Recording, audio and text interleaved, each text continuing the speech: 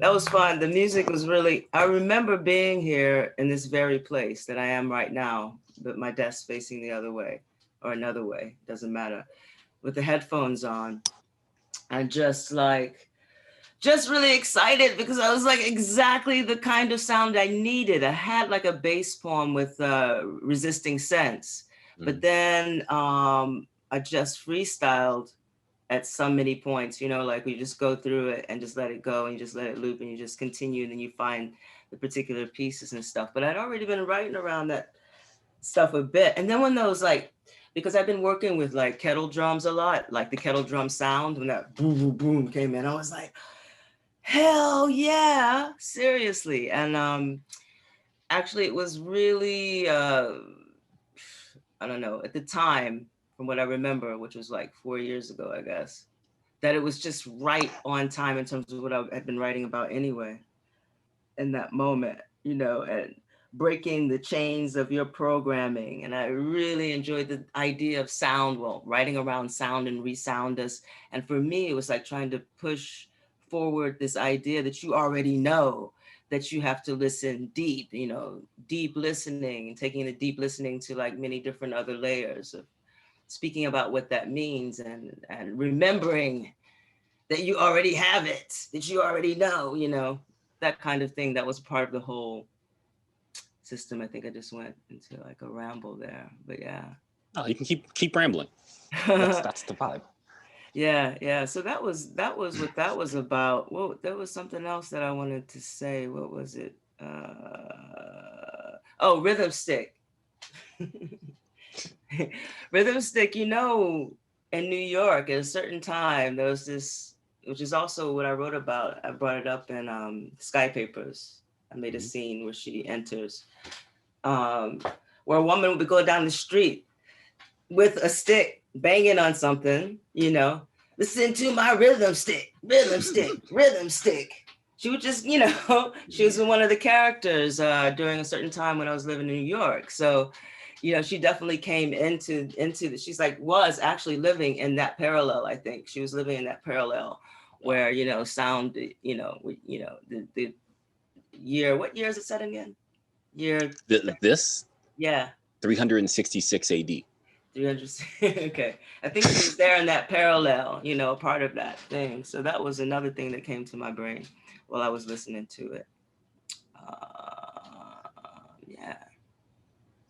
You were the most perfect person lyrically and vocally, I think, for that track, like in every way. Because like there were certain people who I wrote lyrics for. I think 4 songs I wrote lyrics for, but then other people like you, Malik, like all the other MCs, I didn't write any of their stuff because I knew they would just get it. And then for you, it's like I knew that you would get it beyond that. Like you would get it on this level. I was just like fucking in a zone, man. I was like so happy to do that shit because, you know, it's like really rare when you meet like people who understand the beauty of a certain kind of noise and like pushing against genre, but not for the sake of pushing against genre, just because that is the sound. You know what I mean? Yeah. So that was like, for me, and again, like working with you and then also like hooking up with Kevin, you know, of course, Malik, I saw him yesterday, actually. Like, it's just been one of those things. We have that connect, and there's definitely underneath all of this, a kind of a movement that has no name that I really feel. And so I was like really happy in the first place. Also, Kevin, though I've never seen you in person except for just now, you know, hearing about you, I was like, yeah, man, I love this dude's spirit. And I really hope that one day I will cross your path in real time. Like on, now, you know. We will, you know, I was supposed to link because I was in Paris a couple years ago, but we only there for like 2 days. So Malik couldn't take me. He couldn't take me to the spot to meet everybody. Yeah, at that, you know. But I'll be back. All right. Yeah, we're gonna play some of this stuff live anyway, so yeah, we'll all. We have to get together. I mean, that would be so awesome. How awesome would that be that we were all in the same bloody stage performing this whole piece? This would be that would be the dream. It will be. I gotta get I gotta get John. Whenever I'm back in the city or whatever, I gotta link up with John, like a few other people, and do some more. You know. You're on the West Coast, right, Kev? No, I'm in Brooklyn. I'm in Brooklyn. New York. Oh, okay, you're in New York. I don't know why I thought West Coast. Okay. Probably because I'm chill. That's probably it. That's probably it. It's like he's not bugging extra hard right now. I didn't even, because I was in New York like 2 years ago, like in 2019, and I didn't even like cop it. Yeah, I was there like, excuse me, we're going up on another tangent. Yeah. Oh yeah. Brooklyn next time. Yeah, for sure. Both ways around. Yeah. Yeah. Okay. Link up. We're like, that's why it's weird. Like we're all in different places, but you kind of forget. Like you think that we're all in the same place at one time, especially when you're like so aligned, like either like just aesthetically, or even just where you are mentally. You kind of forget that we're not. We're all in 3 different countries most of the time. Bruh, yo, to speak on that and digress, like chopping up with Malik on Zoom or whatever, or Hangouts or whatever he's on, and just like I still feel like I'm in Harlem chopping up with him. That's for sure energy, right? Excuse me. The shit is so lit. I'd be like, yo, I'm about to hop the train. It makes me feel like, I'm about to jump on the 6 train. You're about to link. You want to link? You know, it feels like that energy. Is this something about, just to speak to your point, it just really, there's something about vibration, yo. Yeah. And like, he can fucking even go into his crib when I was there. I was like, is this the Harlem crib, nigga? Like what the fuck is this shit? Yeah, I was like, damn, this nigga really, this nigga on his Dean hard, yo. Like, transcend space. Yeah, he's really about that that path. Say the least. Raw. Yeah, man. Yeah. It's the right time, right place, right vibes, right folks. Right. So yeah, that was Pop Killer. That is, or not, no, I'm sorry, that was It Lives. That is the second longest track on the album. That one clocks in at 11 minutes and 1 second. So 1101. And that was also recorded in multiple places. Like Jamika did her parts in Paris. Me and Kevin laid that down in Stockholm. Like that kind of started from nothing. We didn't actually, that wasn't started from any demos. That was just us just like vibing in the studio. Yeah, I mean, the Bukola studio. That was in the Bukola studio. Right. Studio 4 or 5. 4. Yeah. 4 or 5. 4. Yeah. But I remember that was one of those days where everything just kind of like locked in. Like I remember you were on the Bukola, and then I had set up this drum kit on the launch pad before I sold it. And everything just like vibe, just hit. Yeah. That was like one of the best days. And also just a little caveat or whatever, or perspective. There's certain days I will play guitar through Max MSP, which my patch is more refined now. So like at that time it was that like kind of like it's pubescent phase. Now it's a full adult, and to be eloquent. But then most days I would just use like Isotope Iris, like a synth, and I had my push 3, my push 1 controller, and I'll just use that.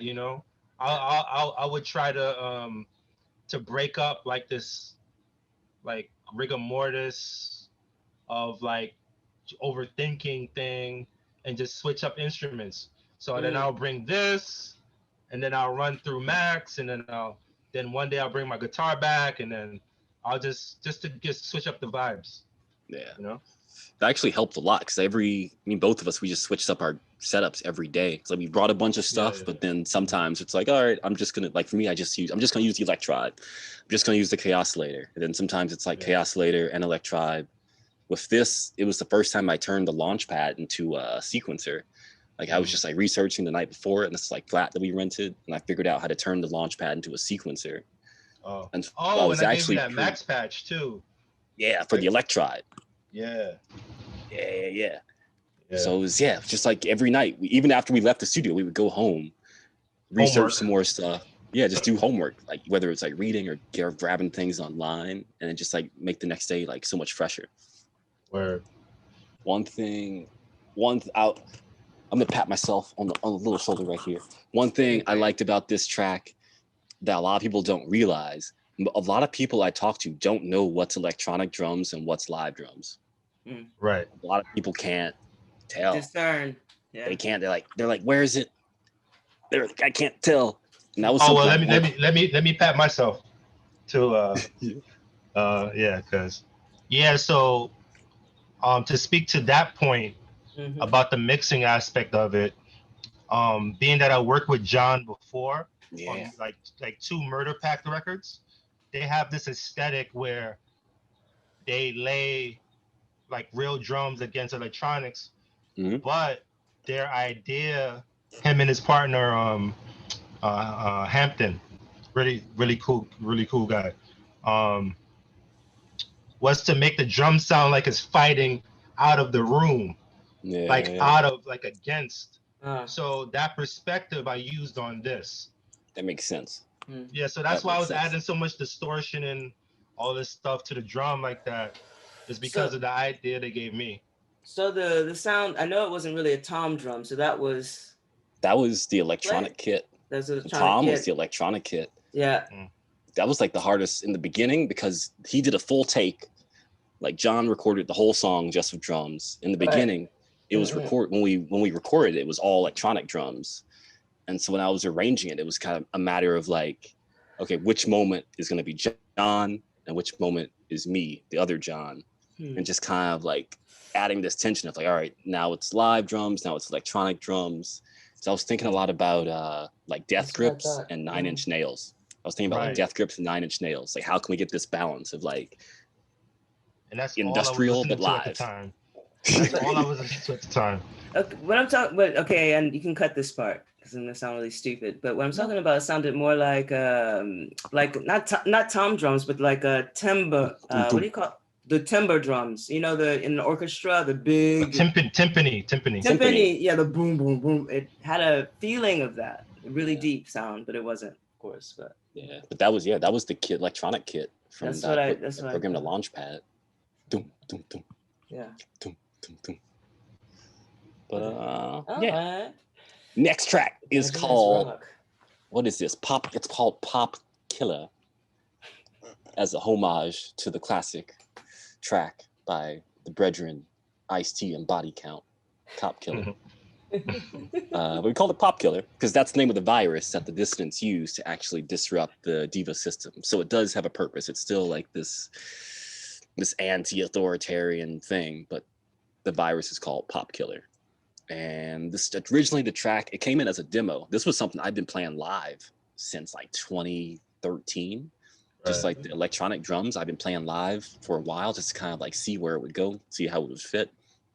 And then we brought in Chuck, who added his vibes to it, and it became another thing. Like in the beginning, I didn't really like the song. I thought it was too much. I thought people would fucking go insane. I thought people would have like an aneurysm listening to this song. But they have to. Let me add this. John Bemis is the MVP of this track. Yeah. I would say. Yeah. The drummer, That's what brought it together. That's what actually like brought it together eventually. So, ready? This is Pop Killer.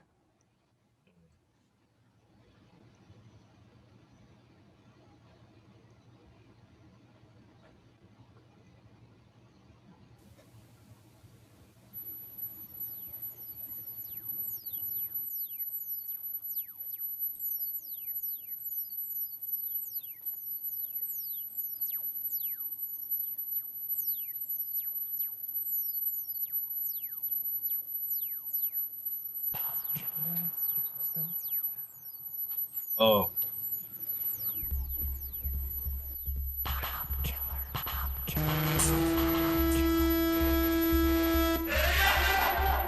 Kevin on those backing vocals.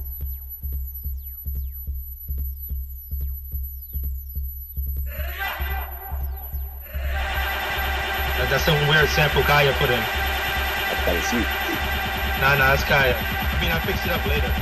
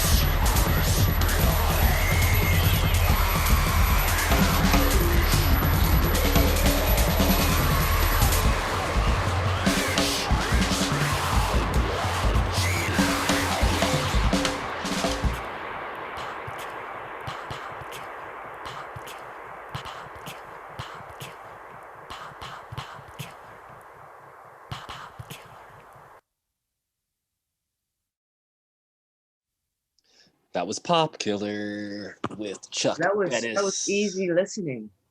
Yeah, it's I mean, that's like the smooth jazz track. That was kind of like the intention, you know, like something for the lovers, for the kids to go to sleep at night. Something when you walk into an elevator, you feel relaxed before your court date. But that was Chuck Bettis, John Bemis on drums, also Gene Goto once again as the voice of the Diva, as the Pop Killer virus is like infecting her system. But yeah, not a soft track. Not a soft track. So we're gonna keep it moving. We're gonna pop to the next one. Go to the next track. This song is called Terra Incognita. This one features No Surrender. Also features homegirl of mine, Jerry Hilt from New Orleans, down in Louisiana, down from New Orleans.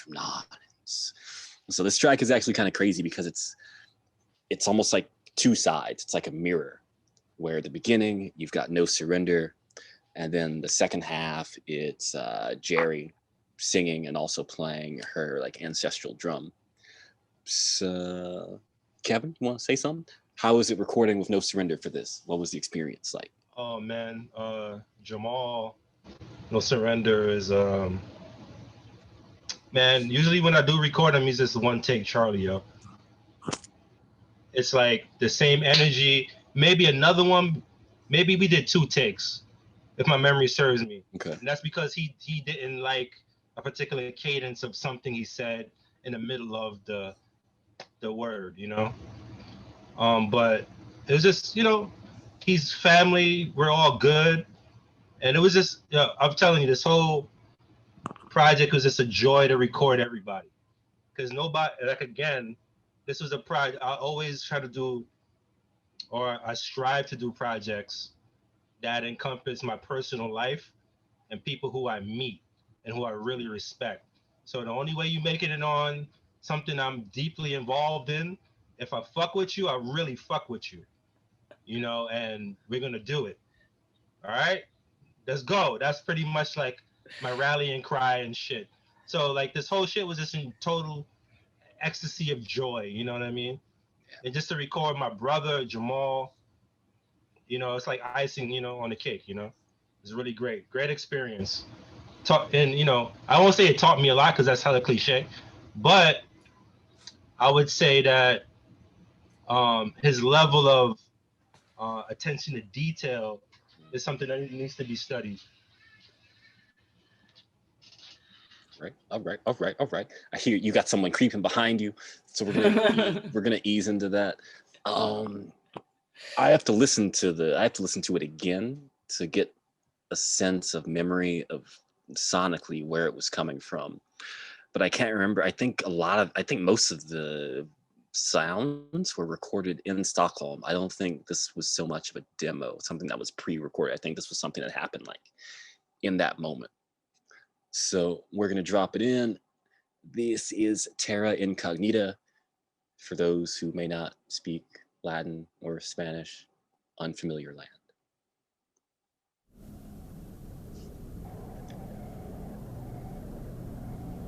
It was force that saved the Union. Before acquiescence, before the great learning, culture is not intellect. It is the festering scraps, echoes of pure thought, filler between the active mind and its insipid states of rest. Feathered lamentations of the weak, stories spores from the crumbs of irrelevant truths that once brought us to ruin. Efficiency, the rising wave, the great equalizer. We built the filter to rinse sour minds of bad code, wash them.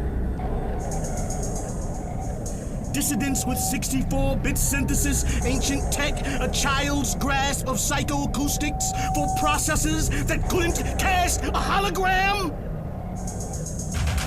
Screeches against my enhancers. I can hear the dropouts in the samples approved by inferior codecs. Disgusting noise. pleading for the sanctity of mind. Sickening the children with thoughts shaped by no approved algorithms. Digital din, the imperfect howl of the human voice. Like savages rubbing at a bit of wood and wire in pagan delight in a room that smells of sweat and boiling decay. The sanctity of self, the sanctity of mind. And what is mind? A march of base functions. Crawl, turn, run, sleep, eat. This shell of intellect is their musicality. A product of unwired emotions and the desires of their groins. Piercing noise pieced together in sham songs that poke at the insides of our minds. Songs of love. What is love? A primitive mating call, denying the sanctity of matched selection, outlaw to procreation mandate number 9, songs of unity. And here we have been shackled together on this same earth from the dawn of time, tearing at each other's ankles like animals, useless things in a dying wilderness. We have since corrected of semi-sentient anomalies. Romantic for castles and dragons still, subhuman even to the naturalists, unwired and living in deceit. It was the algorithm that sorted them, bound them to brotherhood, rendered the chaos little more than a cheap simulation of life for the entertainment of lesser minds. It was the process that fixed them. Purity, intelligence.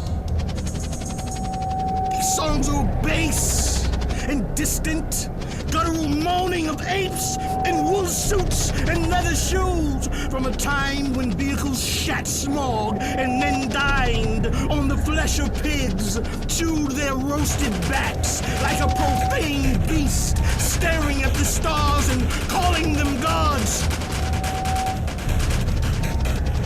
Community.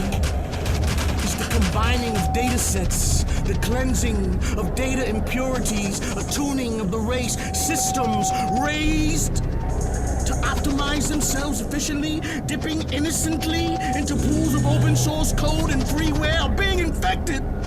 Young systems, good systems. Not an hour into their latest updates, turned rot, a cancer in ill-shaped waveforms. Well, I am Storm! You will reset the systems by hook and process. The violence will be soothing like music, real music, the harmony of all chords, marching to the one pure code.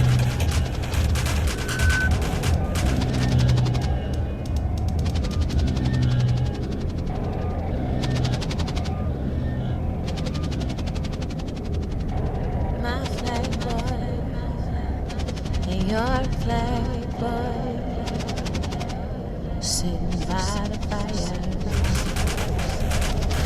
My flag boy, told your flag boy, I'm gonna set your flag on fire.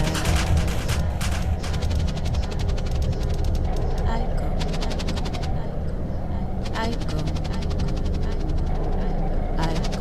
on day. Tagamofino anane, Tagamofinane.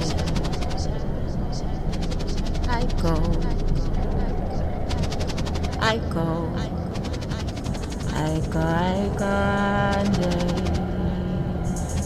oh, Tagamofino anane, Tagamofinane. My flag boy. Hold your flag, boy. I go on day. My flag, boy, and your flag, boy. Tagamofinale. I go.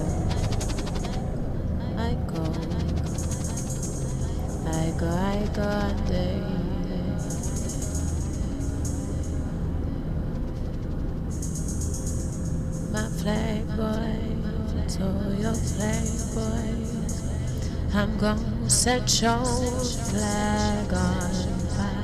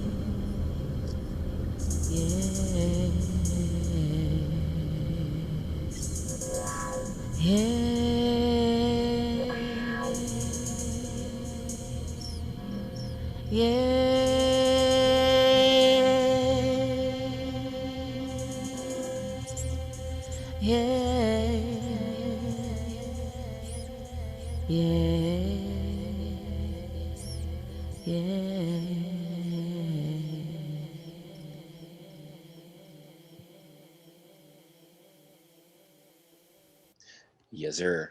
Yes, sir. That was Terra Incognita. Terra Incognita. So now I remember when we recorded that. That, I'm pretty sure, was like a Studio 3 joint, or Studio 3 or Studio 5. So I remember you gave me the max patch, and I ran that through the Electribe. Yeah, and I gave you that feedback. Yeah, it was with the Buchla, because because that feedback sample that's repetitive. Mm-hmm. I snatched that from undisclosed sources, and I can't say. But anyway, I ran that through that synth I was talking about earlier, and I distorted it a lot, and I just played the loop, and we liked the loop, and we just used it, Yeah, and it worked. It worked. It's good thought. Good thought. Yeah. But yeah, that was Terra Incognita.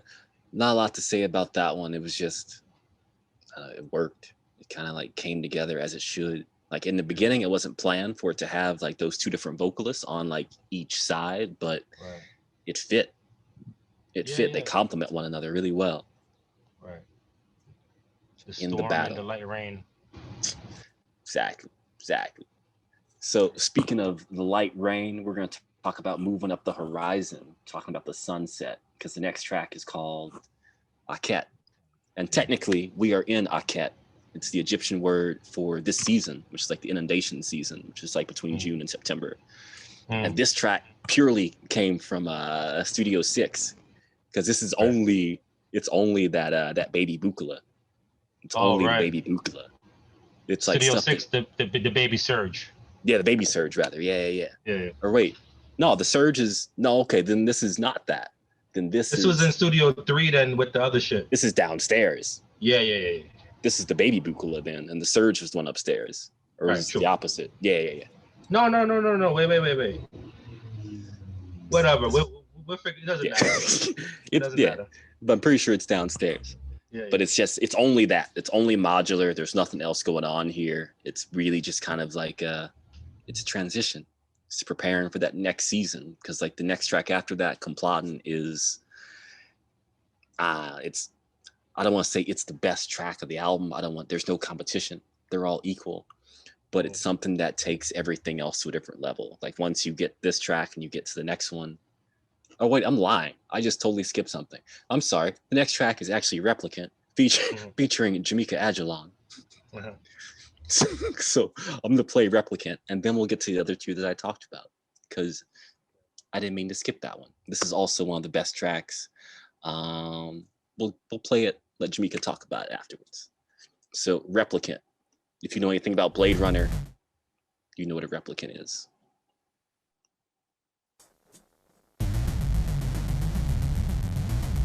Hear me.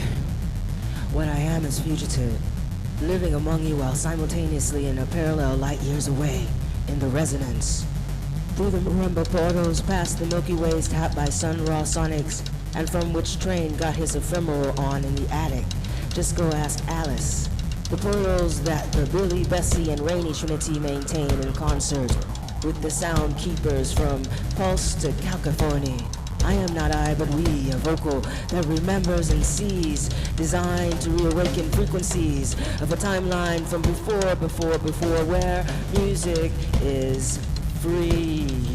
This is a transmission for all ready to dedicate heart to the arts of rememory, carried on as a tree carries memory rings. All that I am telling you, you are already knowing. You are already knowing. You are already knowing. Sound once made doesn't disappear, but resonates. Resonance, resoundus. Resonance, resoundus. Listen deep. A love supreme as a roadmap and diviner to Jimmy's machine gun still reverberating.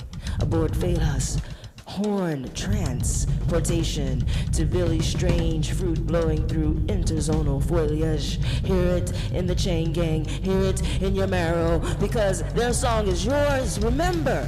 Listen deeper, remember, we remember as sample crack in the blue. See Marley make two opposing but equally brutal Majora Borg monobots clasp hands, tune into lightning frequencies before the thunder struck, and at once, like water, the sonic alters perception, empowers as bullet, as bomb, as awakener, as bullet, as bomb, as awakener, peels away the illusion until all that is connected reveals itself. Remember?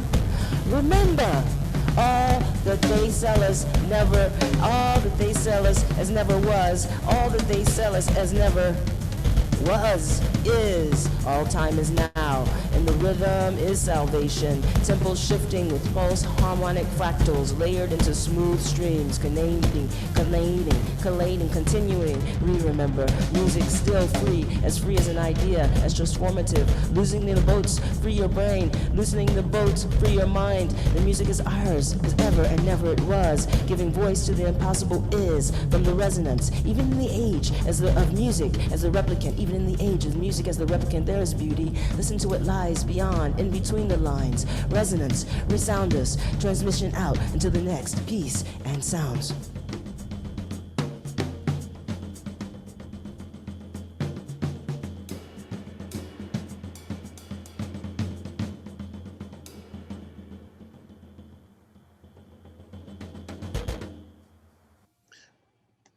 All right, General Ajalon. When you have some words. Do you have some words? You're muted. You're muted. You're still muted. Sorry about that. It's so unprofessional. It says I'm a Zoom unprofessional Zoomer. Where? Yeah, man. It was what am I talking about? Replicant. Replicant. Yeah, that was a good video that you made of this track, by the way. I should mention it. Yeah, that was pretty cool. Again, I mean, I don't know what else I can say that I didn't say before. Again, the same energy was there. I think on this one, you even coached me on this in this way too, that maybe not, I don't know, but I felt there was an urgency. It had to be urgent, which is why I left a lot of the mistakes in. Mm-hmm. Because it's one of those things where, okay, so I only have 5 seconds and I have to tell you everything and I have to inspire you and I've got to, you have to know, da, da, da, da. So that was a part of it. That was part of the feeling underneath it. Again, those drums, who's playing the drums? John Bemis. That's John Bemis. Damn. Okay, damn. Again, damn. That was definitely a motivator as I was writing, freestyling on top, because basically a lot of those lyrics were just written as I listened, mixed in with some stuff that was already in the atmosphere. But again, that was giving me that kind of beat, and I really was able to get into this kind of character as I was writing that particular piece. I really don't know what else to say about it. No, that's okay. That's fine. Yeah. Say what's on your heart. But that's always something I liked, because we had this conversation where it's like you are on the run, so like your mistakes don't matter. It's like get it out as fast as you can, even in the video. Okay. Even in the video, while you're kind of like looking over your shoulder, all these things, it's all part of like that character. It's like you're in the rebellion. It's like you don't have the luxury of just like sitting and like taking your time and like doing it perfectly. So that was definitely part of the aesthetic, and I think that you capture that really, really well, like perfectly. I really enjoyed that exercise a lot, and you guys killed it. You killed it on the mix again, Ramsay. You killed it on both of the pieces I was on too. I really enjoyed the effects where they came in on the voice. I meant to say that in the end. Yeah, really, really, really cool. And it was done not just for the sake of it. It was done because that's, that was a part of the texture of the character and texture of what the sound was where the sound was taking us, basically. So I'm like anxious to hear the next song that you built up so much before you realize we're about to skip my song. Not my song, the song that I was on. Yeah, I didn't mean to. It was just I was excited. Sure. I did that a few times. Sure. Well, you know what? I won't even lie. That in the beginning, those tracks were swapped. Like Aquet was supposed to come before Replicant, and then it would go to Complotin. Okay. But I wanted it to be kind of like a cleanser, like a palette cleanser, so that we have you, and then we go to this more instrumental track before we go into this longer piece, which Complotin could almost be like an album on its own, because it's like that big, and that the personnel on it's big, the sound is big, even just thematically it's big. But that's why I always do that. I always think that they're kind of like swapped in my mind, because originally they were. Okay. Originally they were.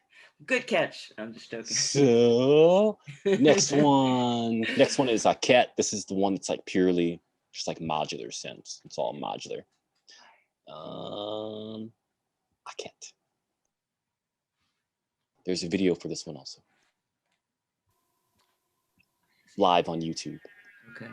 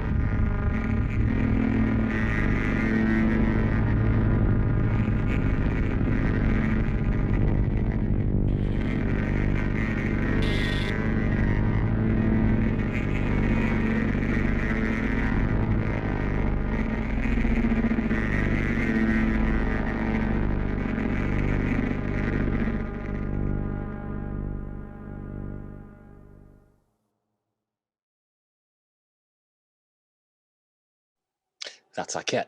That's Aquet. So we won't stop too long before we get to the next one, because the next one's, I don't know. It's maybe it's really the favorite. I think this was the first track that was actually done after we finished recording everything in Stockholm. I think it was the first thing that was arranged, that had most of the vocals there, and it's the first track that like was like, okay, we got something. This is actually going to be something special. Because before, like going through all the demos, going through all just like the raw recordings, it's like, yeah, there's a lot of noise. There's 90 hours of stuff here. There's something buried in it. But then just this track, even the day we recorded in the studio, you kind of like, you felt something special. Like you get goosebumps. The first day we recorded with HVOD, and then even when we were in New York and we brought in Lara and Jen and Cassandra. That's the day I was in that trance. That's when we were doing those vocal things. Yeah, that was that day.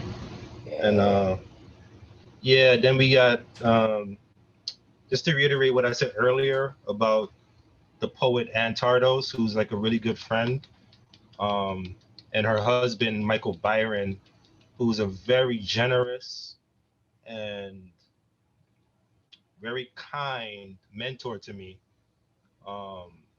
They really showed out.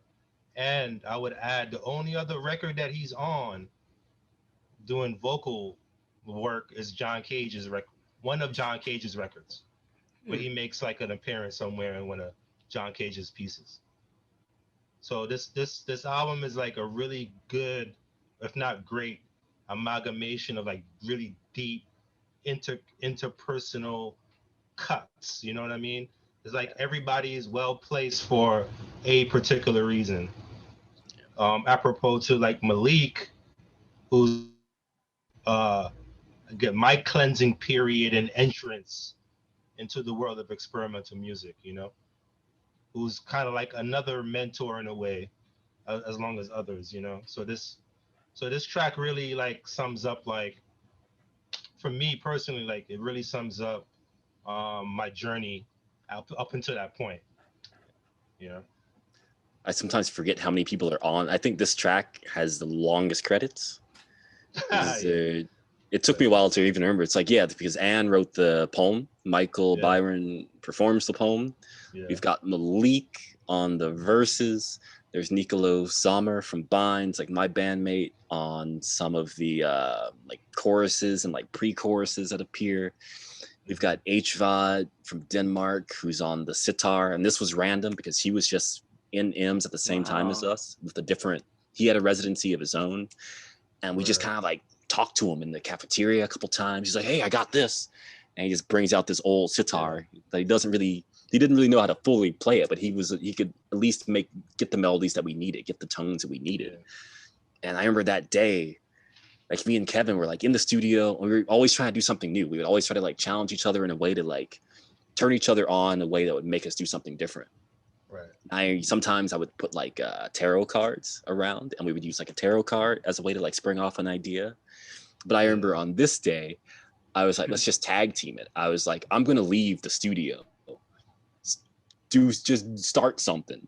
And Kevin had this like, just like this really deep drone that made me think of, it reminded me of like Pretty Hate Machine, like that first Nine Inch Nails album for some reason. For some reason, made me think of like Pretty Hate Machine and that opening of Head Like a Hole. There's just like this kind of like synth noise at the beginning of Head Like a Hole. And he walked out the studio, and I could hear that noise like playing behind him. And then we just like did like a high five as we like crossed each other, because you were going to lunch. I just got back from lunch. Right. Oh yeah, we did. I did the tag team thing. Yeah. And then you were going out to lunch. I was like, okay, cool. I'm gonna go into the studio, and I just that sounds like me. Yeah, and I just got surrounded by this like sound. I was like, yeah, this is something. And I had the launch pad, and I was still playing around with different versions of like drum kits and like sequencing in that launch pad. And then like that groove just hit. It's like this deep, like industrial kind of like funky groove hit. And then from there, I was like, this is something. And we got HVOD immediately after we just got like a basic structure of it. We built on it more with like the Chaoslator and some other synths. And yeah, it's just special track. That was even just how it started before we even got to New York and recorded the acoustic parts. Mm. If I'm not mistaken, I think I was playing the Nord on that. Yeah. I played a lot of Nord towards like the latter part of the like maybe a couple days, not a lot. Maybe like because that was in Studio 6. Yeah. We had there's a lot of Nord things, and I think if it's a drone, it is my freeze pedal. It is. Yeah, it's definitely the freeze. And then with the secret sauce is that I realized what I was doing with the other pedal I have that I'm not gonna name, because you know niggas be trying to jack your shit. But I was doing, but I realized using the freeze in this other pedal, it creates like this no input mixer vibe. Mm-hmm. So when I started doing no input mixing with a I was like, oh shit, that's what I was doing back then. Oh shit, okay, cool. So yeah, anyway. But yeah, Complottin is it's the best. It's the stew. Like this is like the gumbo track. There's a lot going on, a lot of textures, a lot of sounds, but like once you put it in your mouth, it's chef's kiss. Chef's kiss. So this is Complottin.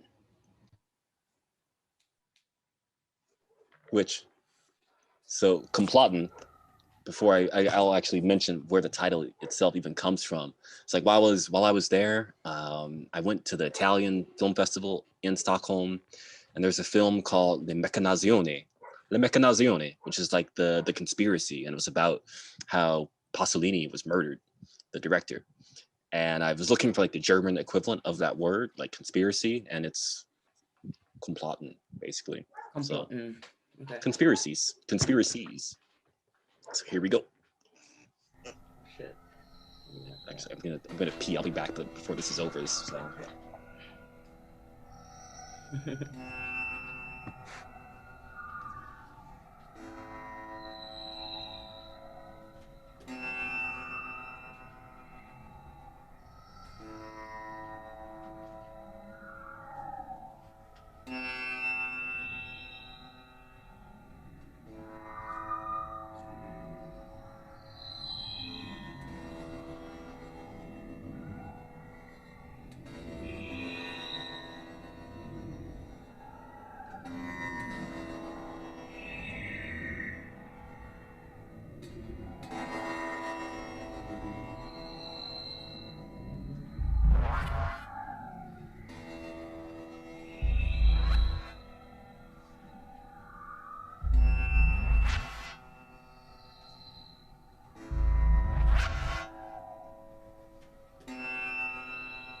What is a sink?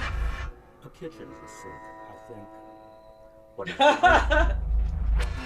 Life. Just life.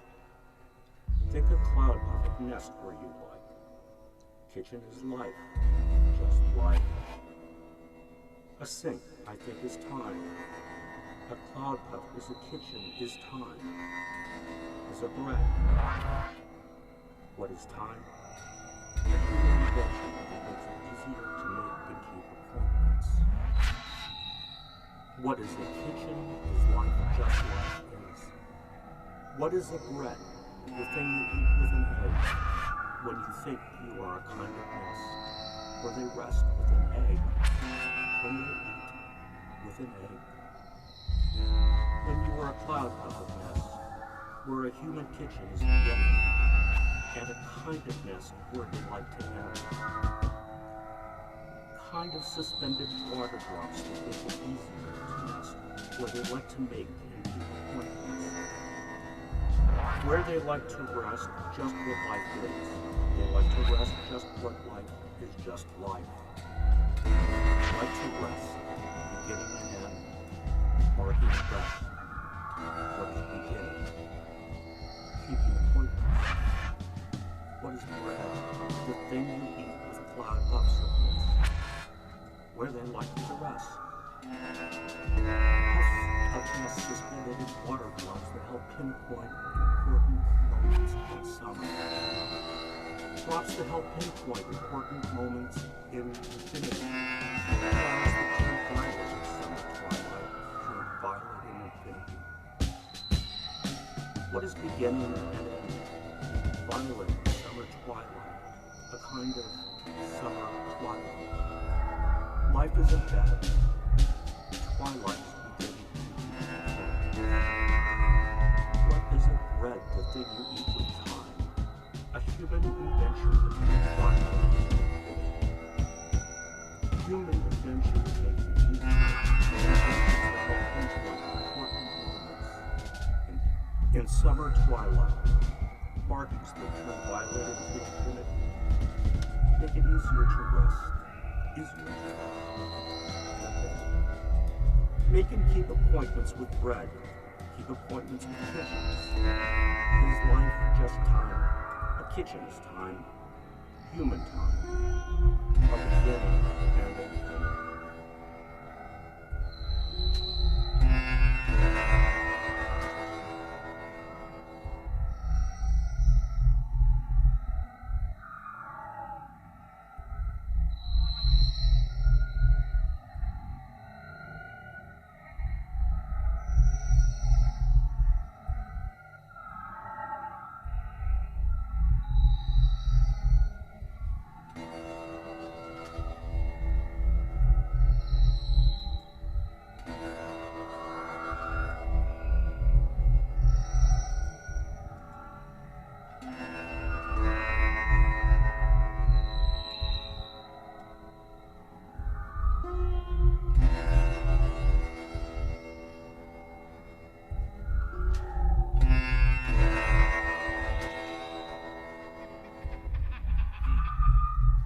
What they did to me, I never let them do to you.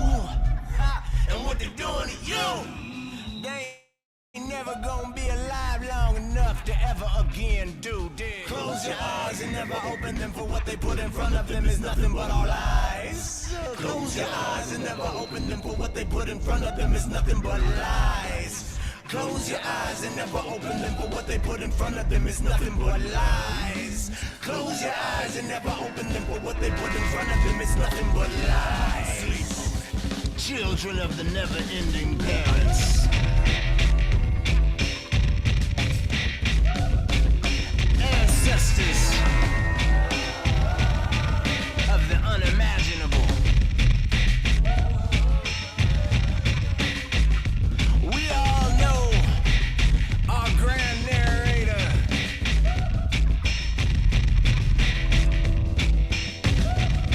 We all know who's in charge of our inner navigator. They think they pirates. They think they took our ship. Well, if they did, then the only responsibility you have in life is to mutiny that bitch. Hey, children of the never-ending parents. Children of the original duality.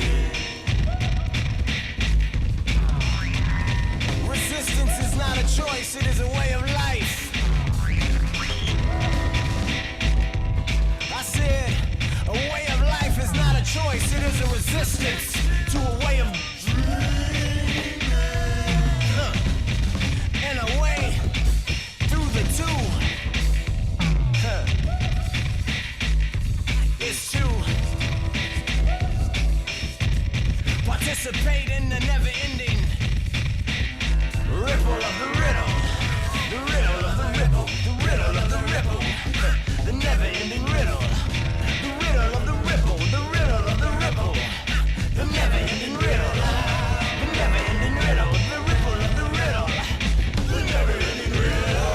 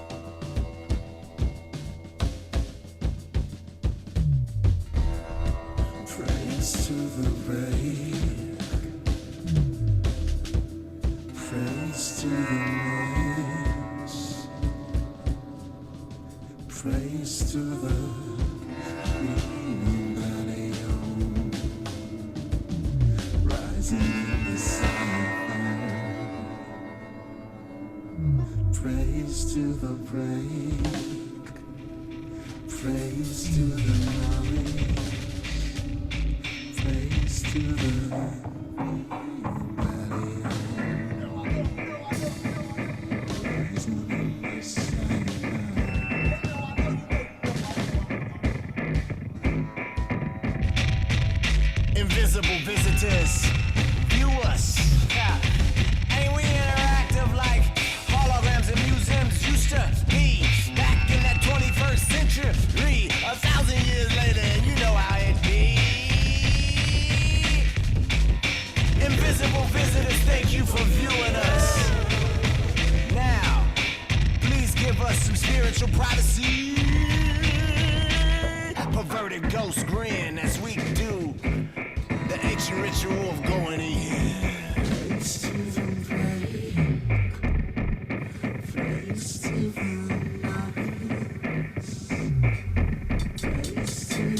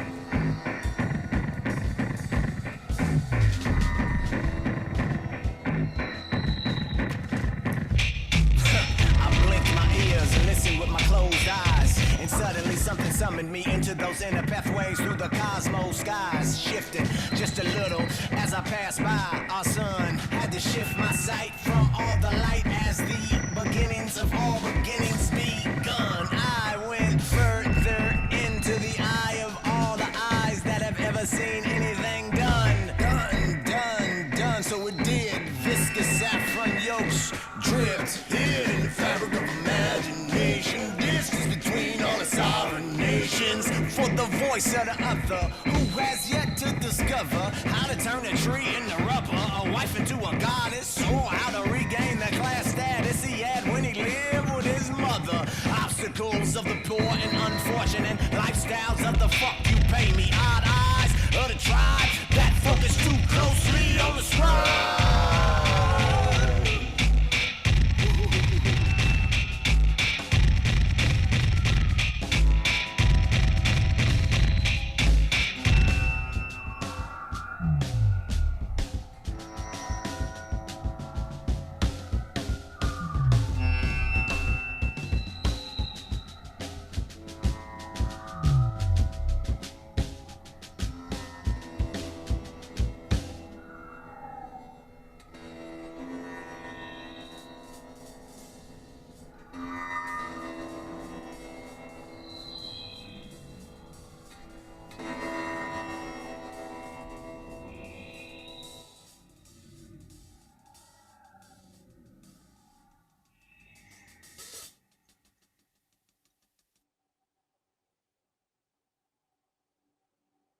And that is the album. That is Dreampop Dysphoria in its entirety. I don't even know how long the whole thing is. I think it clocks in at 1 hour and 21 minutes. It's 80 minutes of some noise, of some funk, of some punk, of some strangeness, of some goodness, of some good vibrations. But really good journey, a long journey. A lot of good people involved. As you mentioned, even like this idea of like all these people that we meet like along the way in the path, like all became a part of it. And so it became this thing that was much bigger than I ever really imagined it would be. Like I've had the title of that album since I made the first album, first Bullets album, Drapetomania. I knew that the second thing would be called Dreampop Dysphoria. I knew no matter what, I like wrote it down. I was like, that's the title. Like I didn't have like the concept fully, but I kind of like already had this phrase that kind of like evoked already, like subconsciously, like what I wanted it to be and what I hoped it to be. But it just took time to like grow and meet new people, make some mistakes, make some other sounds. Like without us making Mansa Musa Affair, or even like working on like Devon Rouge, like that album, like none of this would have happened. Like it all kind of like culminated into this. Yeah. So it was kind of a blessing. It all came together at the right time that it did. The production took way longer than anyone expected, than I expected, but you know, it takes the time it needs. Like the cake tells you. The end result is it's a really good. I mean, the last the Mansa Musa and this are like really good, really fucking good records, you know. You know, and people commented on it, you know, they're good pieces of art, you know. So it's all good. They'll last. They will last. Somebody just bought a Mansa Musa Affair like last week. Oh wow! Like, randomly, like people keep like discovering it somehow. Yeah, that shit. Somebody in Africa hard. Actually. That shit hard. They probably trying to bite. That shit hard. Yeah, I know. Well, that's even why I did. There was another mistake of like timing. Like we put this out on like was it August 28th of last year. Right. And the whole time we were making it, I was like, yeah, this is the electronic follow the leader.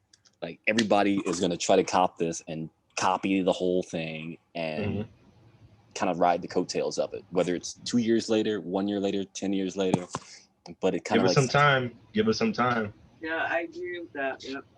Yeah. So it is a timeless piece, and I really, really appreciate that I got a chance to work with you guys and meet you through this whole experience. You have no idea over here, and you know, on that you know, I met you guys, through Malik Crumpler and that whole journey, and you know, just fantastic artists. I just want to say that to you because I'm so pleased to have met you and the vibe that, you know, that I have been missing sometimes being over here on this side of the Atlantic. You know what I mean? Yeah. But I'm over there now too. Well, right now I'm not, but yeah, usually I am on that side with you. I'll be back. I'll be back in a couple still home? Days. Yeah, I'm still in St. Louis. St. Louis, baby. Yeah. Okay. How's it? What's the weather like? Yeah, you told me it was like really warm there. It's super humid. It's like in Celsius, it's like 32, 33. Okay. Fahrenheit, it's like 86. Pretty humid. Pretty humid, but it's like real. That's St. Louis. This is God's country. So the sun is pure, the soil is fertile, the food actually has a flavor when you eat it. It's not this barren German food that's shipped from all over the world because nothing grows in that soil naturally. So it's nice to be back and to recharge. Yeah. I remember St. Louis summers. You can cut them with a knife. I remember. Yeah. You get drunk on the heat as soon as you just walk outside. You know, a lot of the best people come from here. So it's a good place to grow up. Good place to grow up. Good place to leave. It is. And come back. Yes. Well, I'm glad you both were able to make it. We were able to like go in that journey together and kind of like listen to the whole thing one by one, absorb it. Yeah, man. It's good to revisit things at times, you know. It's very Yeah, because I started getting all these memories now. Like listen to certain songs I remember. Once I hear a song, I remember the session. And I remember like, you know, doing the act of setting up the drum and all this stuff. Yeah. So You think these like, little flash memories. Yeah, very happy. You know, whenever I record, you know, I'm never really upset unless it's like recording wise or mix whatever I do. Unless it's like a fucking piece of shit. Somebody in the studio with me, that's like fucking like a Gilligan, man. Yeah. You know. So like, you know. This one we had all the right vibes, right people, no issues. Even like the time it took, it was just time is time. So it came out in the time that it needed. So you guys were on a residency together in Stockholm? Is that it? Yeah. Kind of two. Because like originally it was the one in Stockholm at IMS and then Harvest Works. So technically it was completed in two different residencies. Right. Took time. That was really it's like 2016 until the end of 2016 until 2020. This time is what it took to like make the whole thing. So really like 3.5 years. 2020? It came out last year. Yeah, that's true. It did take some time. You're right about that. Oh yeah. Shit! And it's even more than that because like some of the demos, like the Infinity Stones and Diva and Pop Killer, I've had those floating around as ideas since like 2013, 2014, and they just never like fit the right thing yet. You know, it's like they kind of like needed the right time, the right people to bounce it off of before it became what it was. Right. Some of them are old. Some of them are very old, young and old at the same time. Like Benjamin Button, that young old. Yeah, like Matthew McConaughey and no, sorry.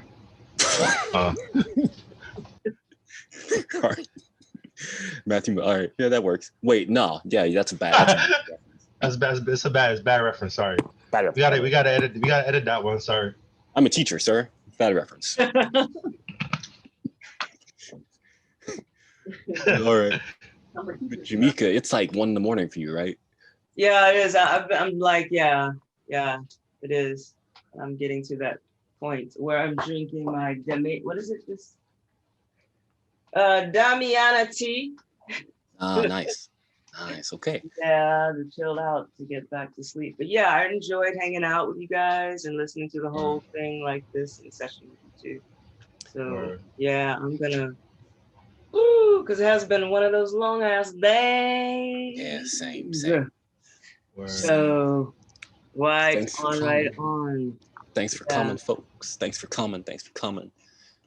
But we'll see each other again. We're always connected to the next project or the next live. Until the next link up. Yeah. It's gonna happen sooner than you expect. And I just have to say congratulations, you guys, on this opus, because this stuff is ahead of its time. Like most of the stuff people in our parallel. It sounds like an egotistical thing to say, but I actually do believe that shit. Yeah. So, well, the fuck done, and I am out. All right. Sometimes we have to come from the future to bless the present and go back to the future. That's right. And it's out there. You know what I mean? It's out there. All right, babies. I'll speak to you soon, I hope. I don't even want to say goodbye because it's so great to see you both. But I am going to cut off right now. Don't say goodbye. Just say see you later. Okay. Bientôt. See you later. À bientôt. À la prochaine. And tout cette merde. D'accord? Ça va loin? Ciao. Ciao. Ciao. Ciao. Peace, folks. Peace.